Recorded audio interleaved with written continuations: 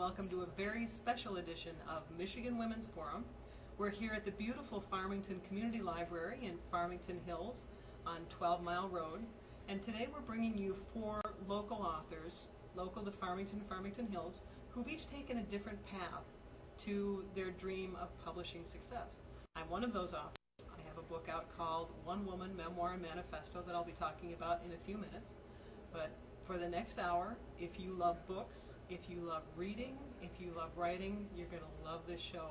But it was developed from a long process of not only personal experience, but just looking at what women in general have been experiencing in the working world, and the corporate world in particular, and other areas of life that we deal with now, such as trying to relate to our mother's generation, who may not have ever worked outside the home, can't quite understand the challenges that we might deal with, the inability to have children, which I've experienced and dealt with friends who've gone through that, and just other things that really touch at the essence of a woman's heart and who she is.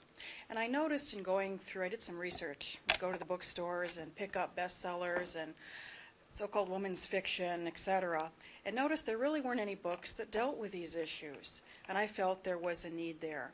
And it's very rewarding to me to have women come back and say that they read the book and related to the characters, some to the main character and what she's gone through in the corporate, others relate to the family dynamics that go on in the book, etc. But I wanted to talk to you about the process primarily of self-publishing. I decided for this first novel that I've written to self-publish, and there were a couple reasons for that, and I did some research prior to and looked into it. One of the reasons was I tend to be an impatient person, and I wanted to see it get out in print and start impacting readers and making a difference right away.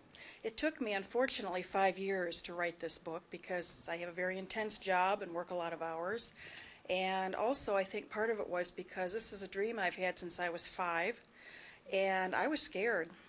I thought, if I fail at this, if it doesn't happen, this is it.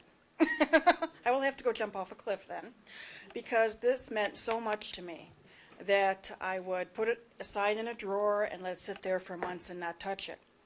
And then I'd pull it out and go at it again. And I wanted it to be done right. I figure that, if you're spending your hard-earned cash to read a book, you're spending your precious time to sit and read a book, it's got to be good.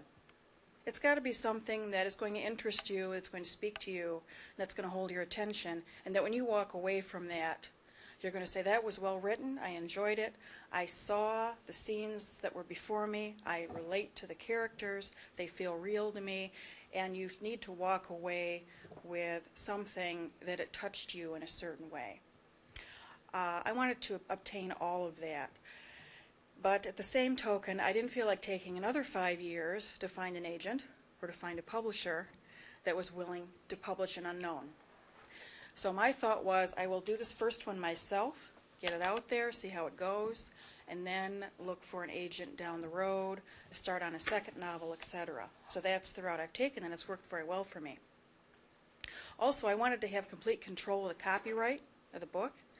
When you have a publishing house that publishes your book, they own the copyright, and they can decide they may want to change things as to what's happening within your story, etc. I wanted the freedom to say what I wanted to say, with input, of course. And I think it's important, and part of the process I went through was I hired a professional editor. I had it edited technically for all those little grammatical things, and some things have changed since I was in high school. And also content editing. And when it's your own, sometimes it's hard to notice that you tend to use the same word in a paragraph twice, or that you said so-and-so has blue eyes here and by the end of the story he has green. Or maybe you've used the same name for characters. A bit player character in your story may have the same name as another. So you need someone objectively to look at that and say, well, wait a minute, or maybe this passage doesn't quite make sense. What are you trying to get at here? It's very important to consider that as well.